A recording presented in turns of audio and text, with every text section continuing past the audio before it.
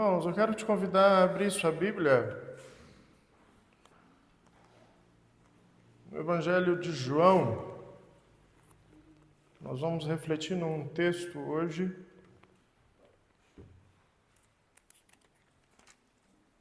Um texto conhecido, nós já cantamos ele hoje aqui, na abertura do culto. Nós vamos refletir sobre esse texto. João capítulo 6, nós vamos ler dos versos 60 ao verso 71.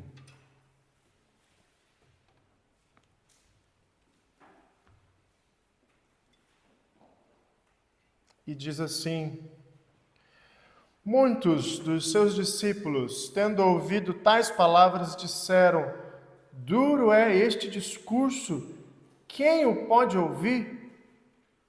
Mas Jesus, sabendo por si mesmo que eles murmuravam a respeito de suas palavras, interpelou-os: isto vos escandaliza? Que será, pois, se virdes o Filho do Homem subir para o lugar onde primeiro estava? O Espírito é que vivifica, a carne para nada aproveita. As palavras que eu vos tenho dito são Espírito e são vida.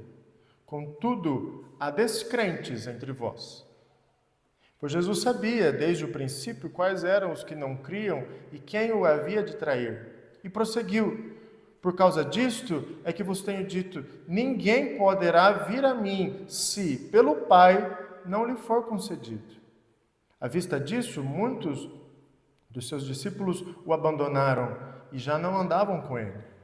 Então perguntou Jesus aos 12, porventura quereis também vós outros retirar-vos? Vamos ler o 68 juntos? Respondeu-lhe Simão Pedro, Senhor, para quem iremos? Tu tens as palavras de vida eterna. E nós temos crido e conhecido que tu és o Santo de Deus. Replicou-lhes Jesus, não vos escolhi eu um número de 12? Contudo, um de vós é o diabo. Referia-se ele a Judas, filho de Simão Iscariotes, porque era quem estava para traí-lo, sendo um dos 12. Caio, você pode orar? Senhor nosso Deus, nosso Pai, nós estamos diante da sua palavra mais uma vez, com alegria no coração, com expectativa, Senhor Deus, de ouvir o Senhor falando conosco. Nesse momento que nós pedimos que o Senhor use o Guilherme, Senhor Deus, como instrumento nas suas mãos, para que o Senhor fale conosco, fale com cada um de nós, Senhor Deus. Queremos receber, Pai, todas as bênçãos que vêm da sua palavra. Que o Senhor nos anime, que o Senhor nos fortaleça, que o Senhor nos alegre, nos console. Deus, faça com que a sua palavra, Senhor Deus, chegue ao nosso coração e atenda, Pai, todas aquelas demandas que nós precisamos, que a nossa vida requer, Senhor Deus. Nos ensina e nos faça querer mais e mais, Senhor Deus, momentos como esse. Prepara-nos e nos ajuda, Senhor Deus, a prestar atenção, a ouvir e a sermos abençoados pela sua palavra. Em nome de Jesus nós pedimos. Amém. Amém. Irmão, certa vez um homem resolveu entrar na academia. Depois de anos dizendo assim, aquela famosa frase, né? Segunda-feira eu vou. E segunda-feira chegava, ele não ia. Até que num belo dia ele resolveu, não, hoje eu vou. E ele foi. E ele chegou lá animado, ele já chegou tirando foto no espelho, postou nas redes sociais e escreveu assim, novo projeto de vida. Um novo homem, né? E o instrutor da academia, então, o instrutor lá chega para ele e fala assim, que bom que você veio, então agora vamos começar, né? Claro, o que eu vou fazer?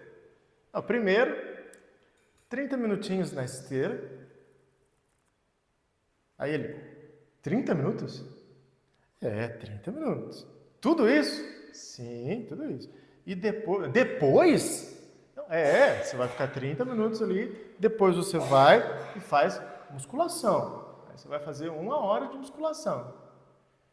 Meu Deus, e daí acabou? Não, vai ter mais. Aí depois você vai ter uma dieta. Dieta? É, dieta. Tem que cumprir a dieta. E tem mais um detalhe. Mas mais um detalhe? É, você tem que vir pelo menos 4 vezes por semana na academia. O homem ficou em silêncio um tempo, olhou para o instrutor e disse assim: moço, onde que fica a parte da academia que a gente só tira foto? Muita gente, irmãos, gosta de resultado, mas detesta o caminho para chegar lá. João 6 nos fala um pouquinho sobre isso, nos fala sobre uma multidão que adorava os milagres de Jesus. Eles gostavam do pão multiplicado, gostavam da barriga cheia, do peixe fresco, dos benefícios que Jesus podia oferecer.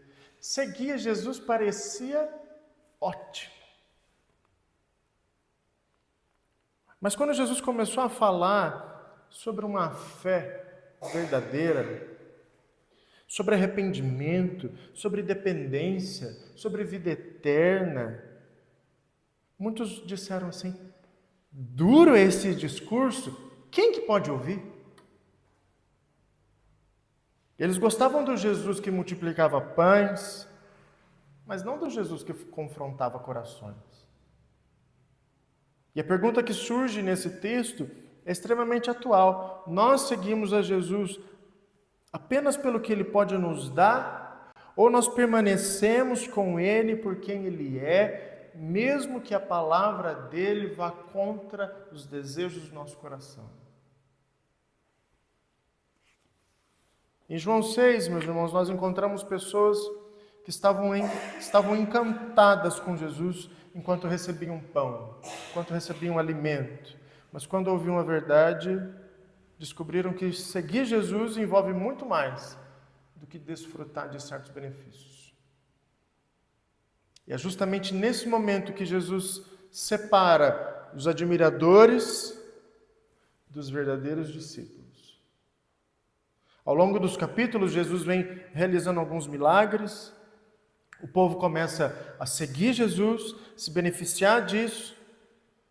Só que chega num determinado versículo, no verso 26 do capítulo que nós lemos, Jesus diz assim: em verdade vos digo, vós me procurais não porque vistes sinais, mas porque comeste dos pães e vos fartastes. Nesse contexto, Jesus revela, nesse contexto de todo o capítulo 6 e um pouco antes também, Jesus revela quem Ele realmente é, que Ele é o pão que desceu do céu, que Ele é o Filho enviado pelo Pai, e é Ele quem dará a sua vida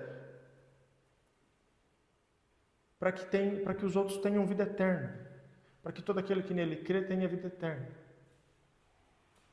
Diante disso, irmãos, o trecho que nós lemos, dos versos 60 ao 71, nos mostra 3 tipos de reações diante de Jesus. Alguns se escandalizam e abandonam Jesus. Outros perseveram como verdadeiros discípulos. E outros vivem de aparência, mas sem uma conversão verdadeira.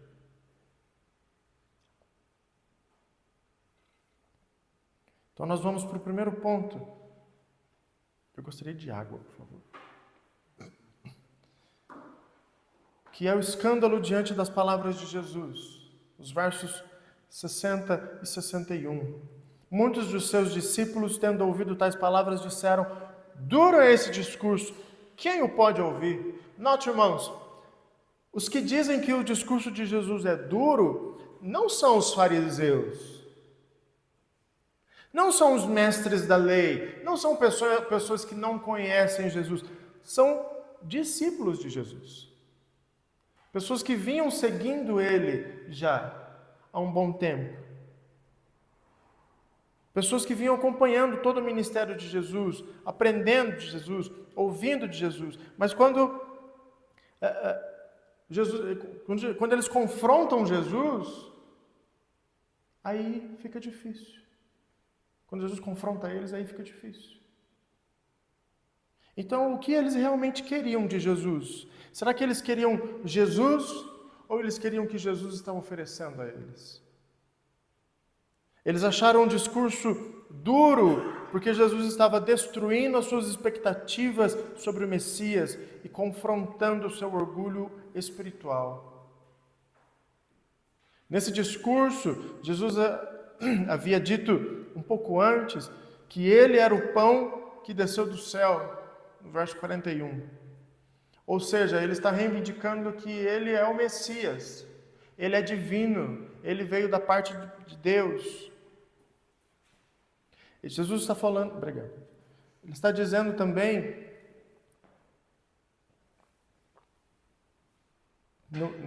no contexto, que era necessário comer da sua carne e beber do seu sangue. Isso era uma linguagem chocante para os judeus.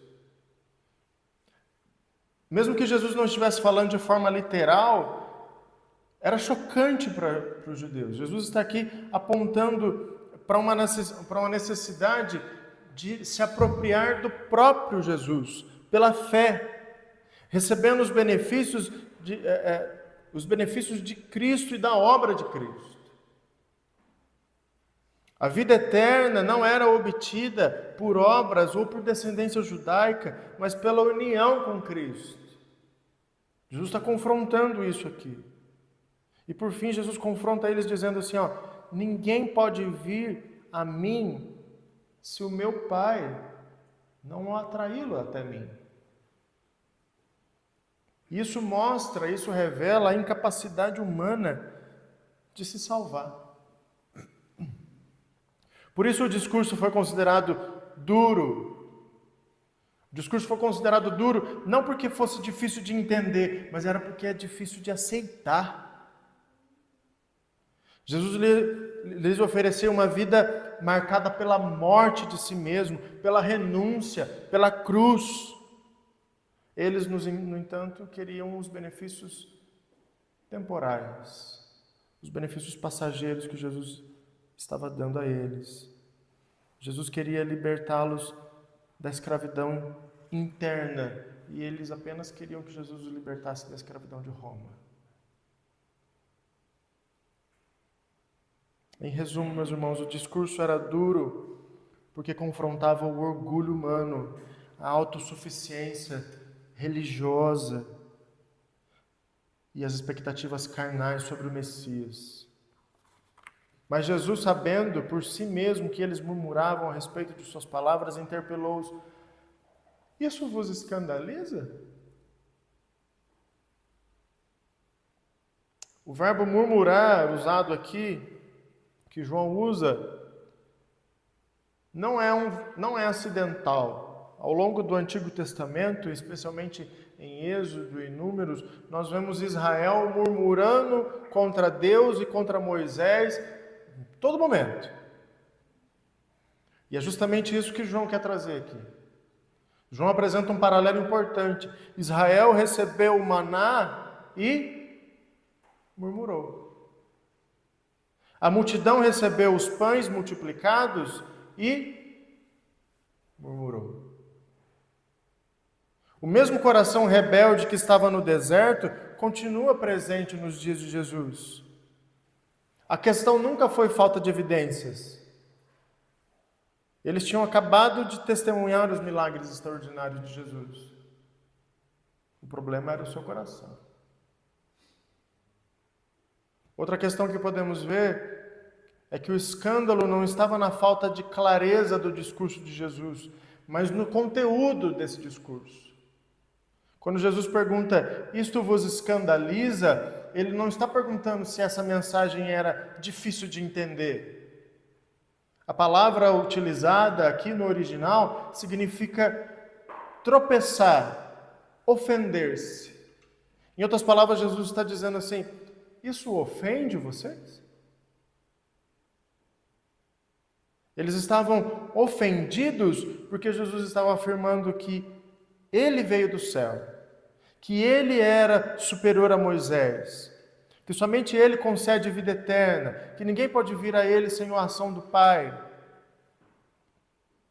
Mas o que eles queriam era pão. Eles queriam era um rei. Eles queriam a exaltação de Israel. Não queria Jesus. O que ofende aqueles discípulos continua sendo o que ofende muitas pessoas hoje, irmãos. A exclusividade de Cristo ofende. A incapacidade espiritual do homem nos ofende.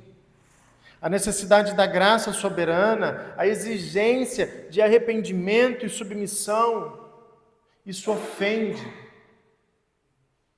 É difícil, irmãos, aceitar que só Jesus basta.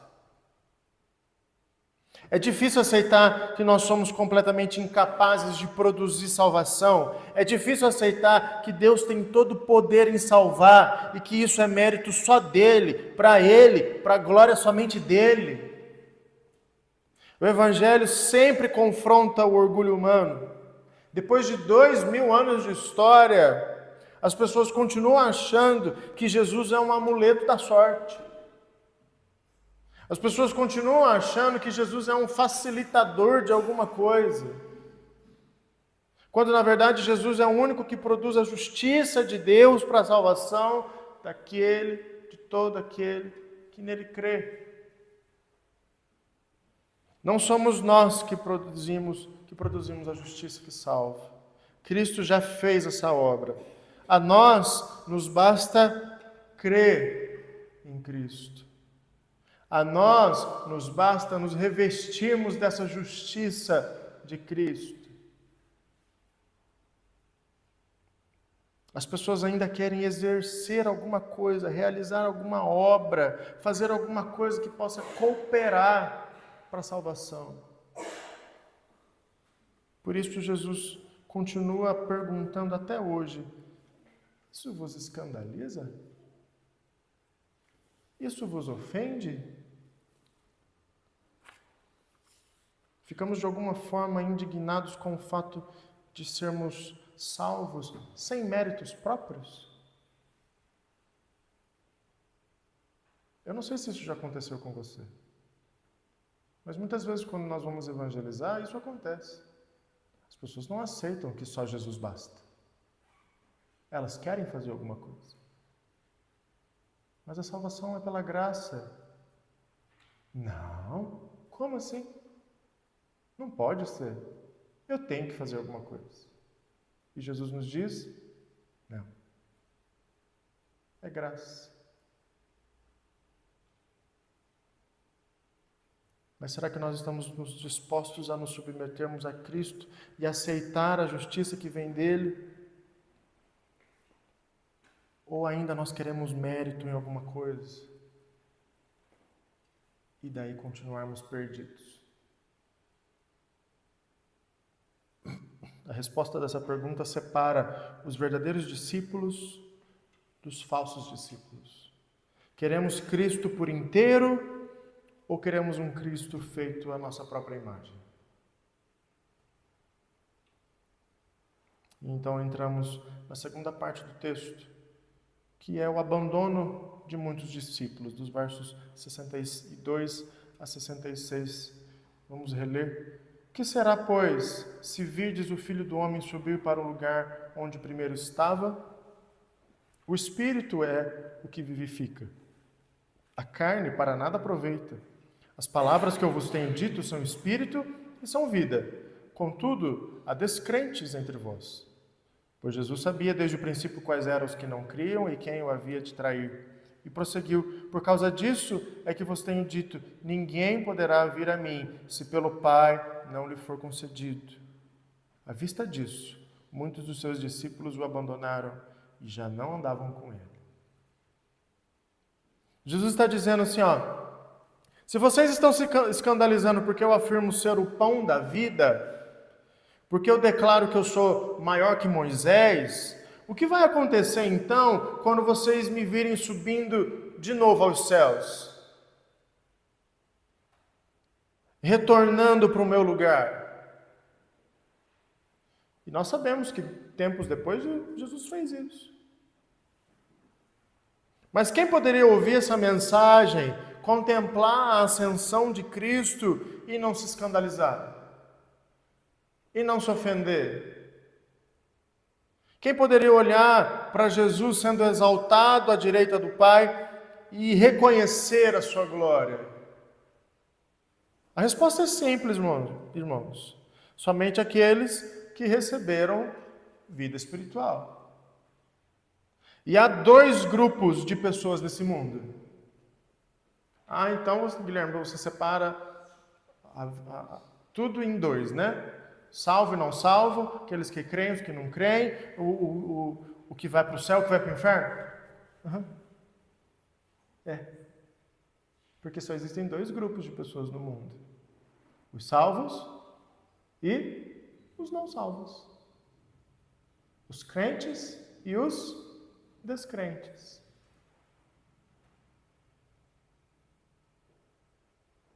A diferença entre esses grupos não está na inteligência, na força de vontade ou em algum mérito. A diferença está na graça soberana de Deus. Somente aqueles que o Pai atrai, que o Espírito Santo vivifica e que são conduzidos a Cristo, recebem vida eterna. Por isso Jesus afirma: o Espírito é o que vivifica, a carne de nada aproveita. A vida espiritual não pode ser produzida pelo esforço humano. A carne aqui representa o homem em sua condição natural, caído, depravado, incapaz de compreender, incapaz de amar a Deus, incapaz de obedecer a Deus, incapaz de abraçar as coisas de Deus com suas próprias forças. O problema daqueles discípulos não era intelectual, mas era espiritual. Eles ouviram as mesmas palavras, eles viram os mesmos milagres, eles caminharam ao lado do mesmo Cristo, contudo, sem a ação vivificadora do Espírito Santo. Eles não conseguiam enxergar a beleza, a verdade e a necessidade espiritual daquilo que Jesus ensinava. Eles andavam com Jesus, mas eles não criam em Jesus. Por isso Jesus prossegue dizendo: ninguém poderá vir a mim se pelo Pai não lhe for concedido. Observe que Jesus não diz assim: ninguém quer vir. Mas Jesus diz: ninguém pode vir. A questão não é de volição, não é vontade, mas é de capacidade espiritual.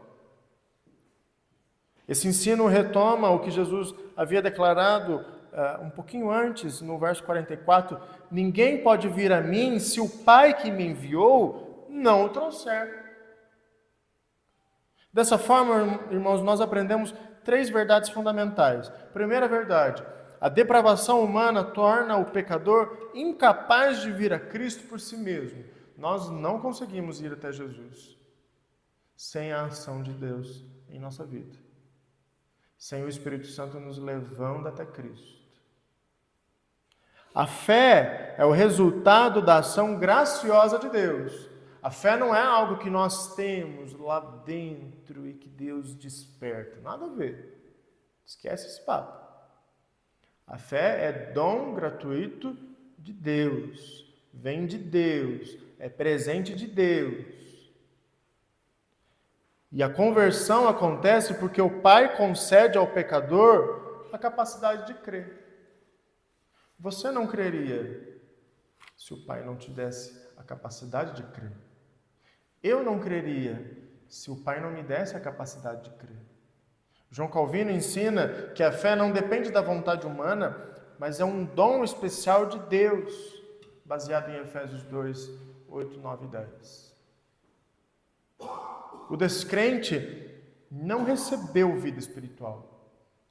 Por isso, ainda por algum tempo, mesmo que pareça que ele é um verdadeiro discípulo, mais cedo ou mais tarde ele vai abandonar Jesus. Assim como aconteceu com muitos aqui que seguiam Jesus. Mas quando confrontados, desistiram, abandonaram Jesus. E por que isso acontece? Porque o descrente não está realmente interessado na pessoa de Jesus. O descrente está interessado nos benefícios que ele imagina que ele pode receber. Ele quer o pão, ele quer o milagre, ele quer a cura, ele quer a prosperidade, ele quer a solução dos seus problemas, ele quer as suas expectativas realizadas. Mas e Jesus? Será que ele quer mesmo? Sim, Jesus, sabe? A pessoa de Jesus assim. Não o que ele pode fazer, Jesus. Será que ele quer? Ele não quer. Ele não deseja conhecer Jesus. Ele não deseja amar Jesus. Ele não deseja obedecer a Jesus e ser transformado por Jesus. Ele sequer percebe que ele necessita de transformação. Ele acredita que do jeito que ele está ótimo. Ele pensa que se ele tiver que mudar alguma coisa na vida dele, ali é pouquinha coisa, assim, quase nada, né? Se morrer ali, chega lá em São Pedro deixa ele passar, né? Dá uma limpadinha ali na barra dele, mas não é assim que funciona.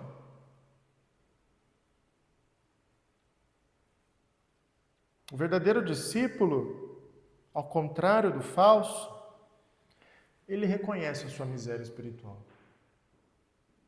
Ele sabe que ele precisa de um Salvador. Ele entende que sua maior necessidade não é um milagre de Jesus, mas é o próprio Jesus. Ele entende que não é do pão de cada dia que ele precisa, mas ele precisa do pão da vida, que é Cristo. Ele não precisa de uma bênção passageira, mas ele precisa da vida eterna que só Jesus pode dar. Por isso o verso 66 nos diz que muitos daqueles que seguiam Jesus o abandonaram. Então nós precisamos refletir em 3 pontos aqui. Como nós temos nos sentido e nos comportado diante da palavra de Deus? Como crentes ou como descrentes? Como verdadeiros discípulos ou como falsos discípulos? Da mesma forma que aqueles falsos discípulos se escandalizavam, se assustavam, se ofendiam com as palavras de Jesus, eles também iriam mais para frente se escandalizar, se assustar com o fato de Jesus subir aos céus. Mas esse texto precisa nos fazer olhar também para o futuro. Como será quando virmos Cristo vindo da sua glória a segunda vez? Quando Jesus voltar em glória, a sua vinda, nós, aqui, como nós vamos nos comportar? Com descanso ou com terror? Será um alívio para o nosso coração regenerado ou um espanto do incrédulo? Quando Jesus voltar, meus irmãos, como nós vamos nos sentir? Como crentes ou como descrentes? Segundo ponto, que é o Espírito Santo quem convence o homem do seu pecado e o converte, dando-lhe vida espiritual. Ou seja, é o Espírito Santo quem faz a obra de salvação. Não somos nós. Não é pelo esforço humano, nem pela vontade humana. Ah, mas fulano não tem vontade.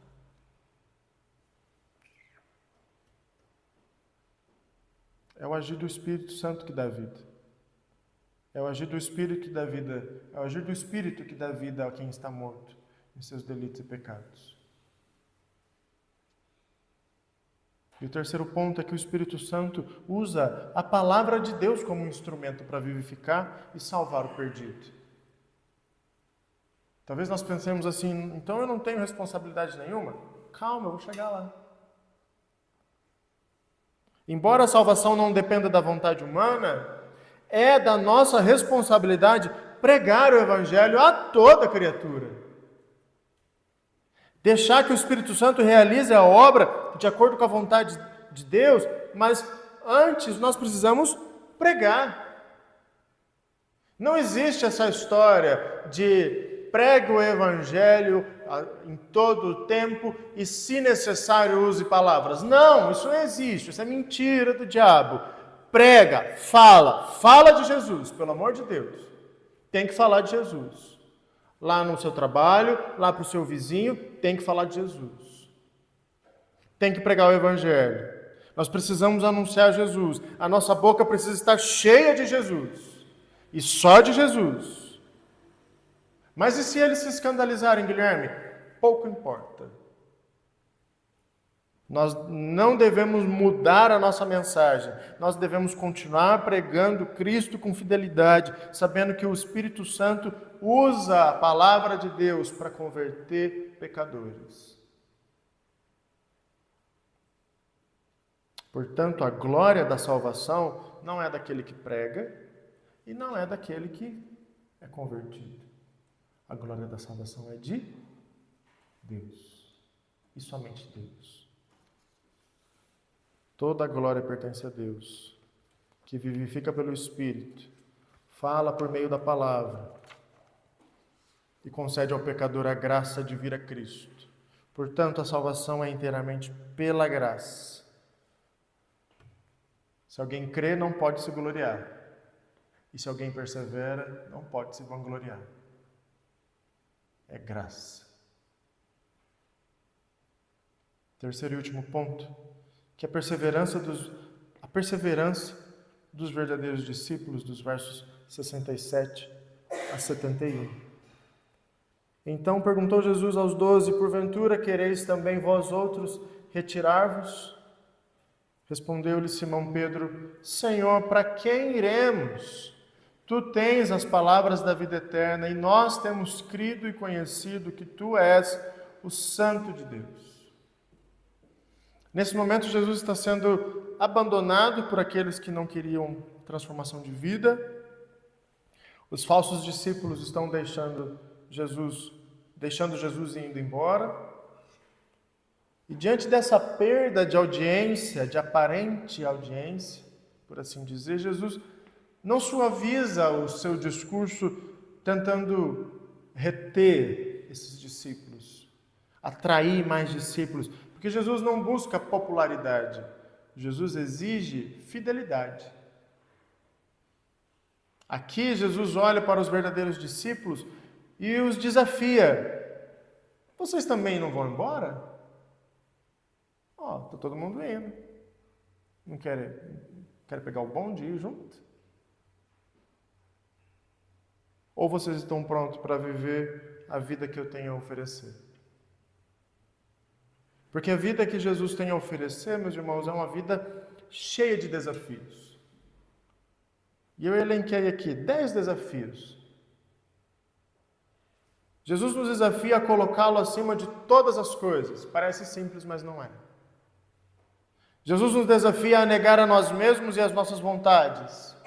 Jesus nos desafia a tomar a nossa cruz diariamente. Jesus nos desafia a permanecer na palavra, a pregar a palavra, a amar os nossos inimigos, a buscar uma vida de santificação, a confiar plenamente em Deus e não na força das nossas mãos, a servir em vez de ser servido.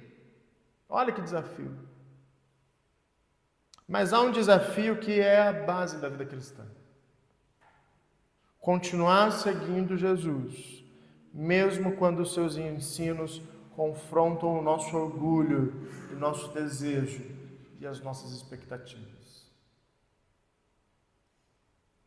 O verdadeiro sentido da vida cristã está em abandonar a si próprio e seguir a Cristo.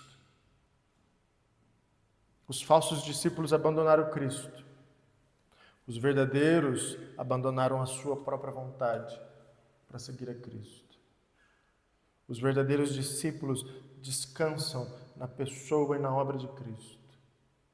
Os verdadeiros discípulos não desejam nada além do próprio Cristo. E se Jesus fizer um milagre? Glória a Deus. E se Jesus não fizer um milagre? Glória a Deus. E se Jesus der o pão, glória a Deus. E se Jesus não der o pão, glória a Deus. Isso é ser verdadeiramente discípulo de Jesus. É ter a Cristo e Cristo suficiente. Para o verdadeiro discípulo, o que realmente importa é estar com Cristo. Por isso Pedro faz uma das mais belas declarações da Escritura: para onde iremos, se só tu tens as palavras de vida eterna?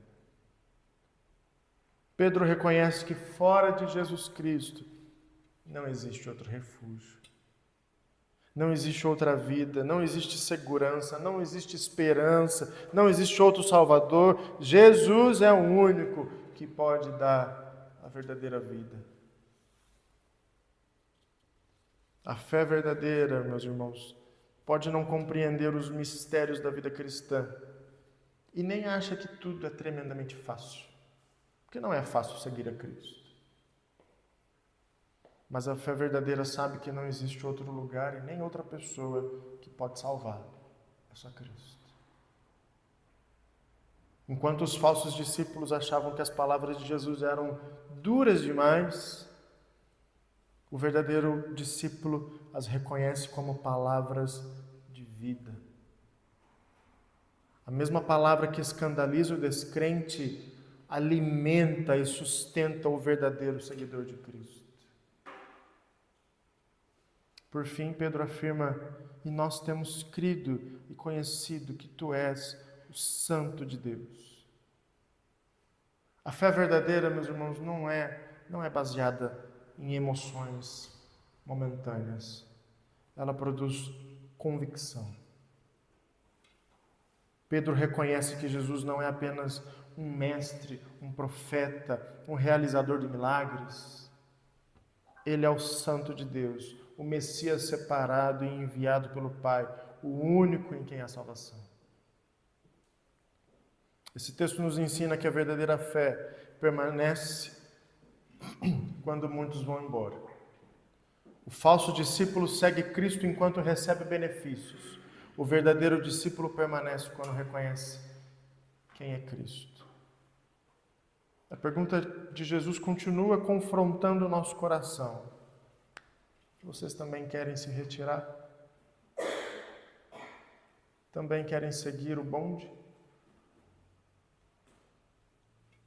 A resposta do crente deve ser a mesma resposta de Pedro: Senhor, para onde iremos?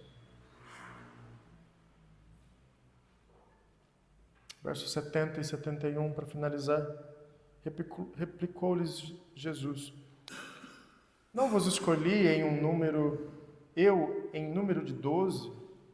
Contudo, um de vós é diabo. Referia-se ele a Judas, filho de Simão Iscariotes, porque era quem estava para traí-lo, sendo um dos 12.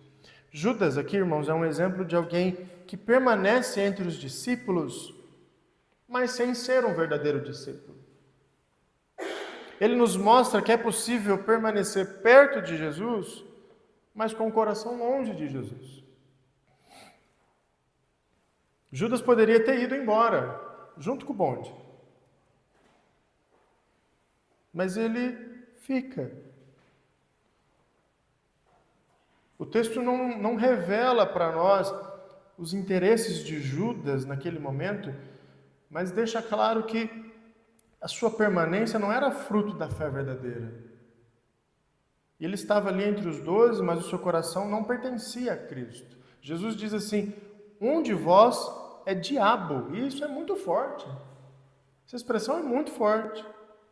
Jesus não está dizendo que Judas era literalmente o diabo encarnado, mas que ele agia como um instrumento do diabo. Ele agia em oposição a Cristo e à obra de Cristo. Enquanto Pedro confessava que Jesus é o Santo de Deus, Judas permanece no meio dos discípulos como um traidor. Ele está perto fisicamente, mas ele está longe espiritualmente.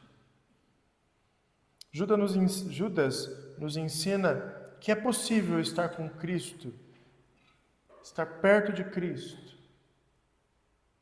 e ainda permanecer perdido. É possível ouvir sermões, participar da comunidade, vir à igreja, participar das reuniões, dos cultos, conhecer a linguagem da fé, dar paz do Senhor uns para os outros, conviver uns com os outros, e mesmo assim nunca ter sido transformado pela graça de Deus. Judas é a prova de que proximidade com a religião não é o mesmo que uma conversão verdadeira. Portanto, João 6 termina com 2 alertas. O primeiro alerta: muitos abandonaram Cristo quando a sua palavra confronta seus desejos. Isso acontece até hoje. Segundo alerta: outros permanecem externamente, mas sem uma fé verdadeira no coração. Muitos vão embora como os discípulos do versículo 66. Outros permanecem como Judas, perto por fora, mas distante por dentro, com o coração longe. A grande questão, então, não é apenas se nós estamos perto de Jesus externamente, mas se nós pertencemos a Ele de fato e de verdade. Não basta estarmos entre os discípulos, é necessário crer em Cristo, amar a Cristo, ser vivificado pelo Espírito de Cristo. Porque há quem abandone Cristo com os pés, e há quem permaneça perto dele, mas com o coração distante. João 6, meus irmãos, nos coloca diante de uma pergunta inevitável. O que nós faremos com as palavras de Jesus? Muitos ouviram e foram embora. Pedro ouviu e permaneceu. Judas ouviu e também permaneceu. Mas com o coração muito longe, sem transformação de vida. Portanto, esse texto nos chama a um exame do nosso coração. Nós estamos seguindo Jesus por causa do pão ou por causa dele? Queremos Cristo por inteiro ou apenas os benefícios que nós imaginamos receber dele? Queremos a pessoa de Cristo ou as promessas que ele nem fez?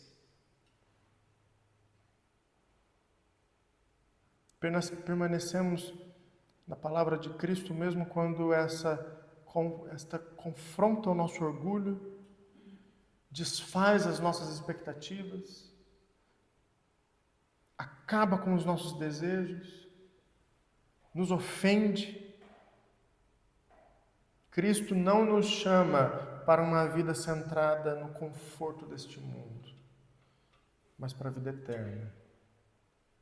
Ele nos chamou para sermos salvos da condenação do pecado, lavados pelo seu sangue, resgatados da morte e conduzidos à glória de Cristo. Jesus não nos chama a não nos apegarmos às aparentes glórias que esse mundo pode oferecer. A pergunta de Jesus permanece para nós. Vocês também querem se retirar? E a resposta do verdadeiro discípulo deve ser a mesma resposta de Pedro. Vamos novamente ler, todos juntos, a resposta de Pedro. Verso 68. Respondeu-lhe Simão Pedro: Senhor, para quem iremos? Tu tens as palavras da vida eterna.